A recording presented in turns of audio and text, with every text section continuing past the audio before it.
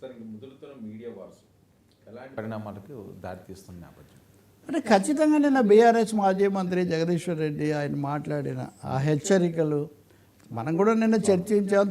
తప్పులు లేకపోతే ఒకవైపున పోవటం, పార్టీ వాళ్ళలాగా మాట్లాడటం, పార్టీలను బలపరచడం మా వైఖరి ఇది అనుకోండి. ఎవరినైనా బలపరచవచ్చు ప్రజాస్వామ్యంలో. కాబట్టి వాళ్ళని ఎందుకు బలపరిచారు, మమ్మల్ని బలపరచండి అని అడిగే హక్కు ఎవరికి లేదు. కానీ అది మరీ బూతులు హద్దు మీరిపోవడం, శృతి మించడం, కట్టుకథలు కల్పించడం కాకూడదు. ఎటువైపు అయినా కాకూడదు. అది నెంబర్ 1 అయితే. కానీ అది మాకు నచ్చలేదు కాబట్టి జాగ్రత్త, ఖబర్దార్, మేము వస్తున్నాము, ఇప్పుడు చేసింది శాంపులే, ఇంకా ముందుంది ముసళ్ళ పండుగ, మేము భారీగా చేస్తాం అని ఇలాంటి హెచ్చరికలు, అల్టిమేటంలు ఇస్తే అది ఏమాత్రం మంచిది. ఇప్పుడు హైదరాబాద్ ఉంది, విశ్వనగరం అంటారు దాన్ని. ఒకవైపు విశ్వనగరం అనుకుంటూ ఇక్కడ ఉన్న వాళ్ళకు కూడా మళ్ళీ మనము ప్రాంతాల వారీగా చూడటమో లేదా ప్రాంతాల వారీగా హెచ్చరికలు జారీ చేయటమో అవసరమా అనేది ఒక ప్రశ్న. పైగా ఇప్పుడు అది టీఆర్ఎస్ కాదు, బీఆర్ఎస్ అన్నప్పుడు భారతదేశం అంతటా అభివృద్ధి కోసం అని కదా బయలుదేరింది. సో ఇక్కడ ఆ సమస్య కూడా వస్తుంది. మూడవది, ఒకరిని చూసి ఒకరు వీళ్ళు ఇలా అన్న మరుక్షణం తెలుగుదేశం వాళ్ళు మళ్ళీ అదే వాళ్ళు కౌంటర్. నిన్న ఒకరిద్దరు విడుదల చేశారు వాళ్ళు. తీవ్ర స్థాయిలో ఇదేదో చంద్రబాబు వర్సెస్ బీఆర్ఎస్ పోరాటం కాస్త ఆంధ్ర వర్సెస్ తెలంగాణ అయితే ఎట్లా అండి? బీఆర్ఎస్ టీడీపీ పోట్లాడుకోవచ్చు, అందులో ఏమి ఇబ్బంది లేదు. కానీ టీడీపీని ఇంకా బీజేపీ కూడా కలుపుకోవట్లేదు. మనం బీజేపీ విషయం కూడా మాట్లాడాలి. కానీ దాన్ని ఒకటే మీడియా వాళ్ళు కొంతమంది శృతి మించి వ్యవహరించితే, హద్దు మీరి వాళ్ళు వ్యవహరిస్తే, హద్దు అంటే ఏంటి? రాజకీయ పార్టీలు పెట్టే హద్దు కాదు, మీడియా పద్ధతులు పెట్టేటటువంటి కొన్ని పద్ధతులు, మీడియా పద్ధతుల ప్రకారం కొన్ని ఉంటాయి పరిమితులు, అవి దాటారు కాబట్టి వీళ్ళు దాటిపోయి ఖబర్దార్, ఇది ఒకటే, ఇంకా 2 ఛానల్స్ ఉన్నాయి, ఇంకా 3 మా జాబితాలో ఉన్నాయని చెప్తే అది తెలంగాణకు కానీ హైదరాబాద్ యొక్క ఇమేజ్కి కానీ అసలు బీఆర్ఎస్ అన్న పేరుకు కానీ ఏమైనా న్యాయం చేస్తుందా అనేది కూడా ఒక ప్రశ్న.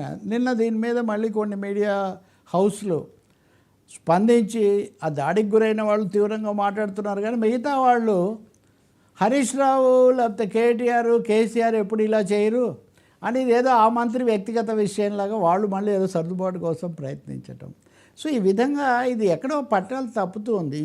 ఈ ఘర్షణ, ఈ పరస్పర పంతాలు, పట్టాలు తప్పకుండా ఎవరి పరిమితులు, ఎవరి పద్ధతులు, ఎవరి పరిమితుల కంటే పరిధుల్లో వాళ్ళు చేస్తే కనుక ఏ సమస్య ఉండదు.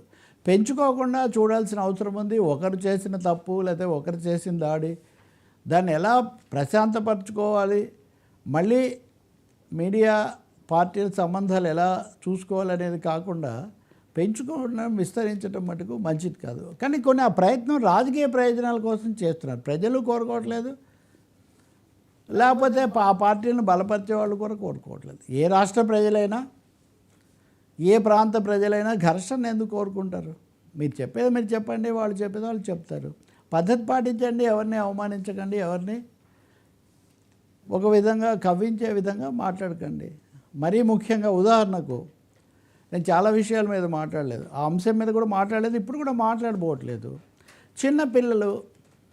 చిన్నపిల్లలకు సంబంధించిన అంశాలు, మహిళలకు సంబంధించిన అంశాలు, ఏదో ఒక సందర్భం వచ్చిందని దాన్ని అలా పెంచుకుంటూ పోతే ఒక విధమైన సున్నితమైన అంశాలతో ఒక తీవ్రమైన రభస, మానసిక శోభ రెండోది తర్వాత ఎవరికి అదుపులో ఉండదు కదా అది.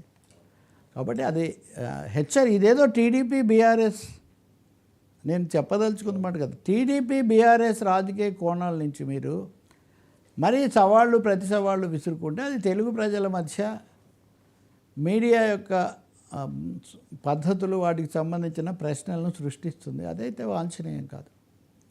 సార్, చంద్రబాబు నాయుడు గారికి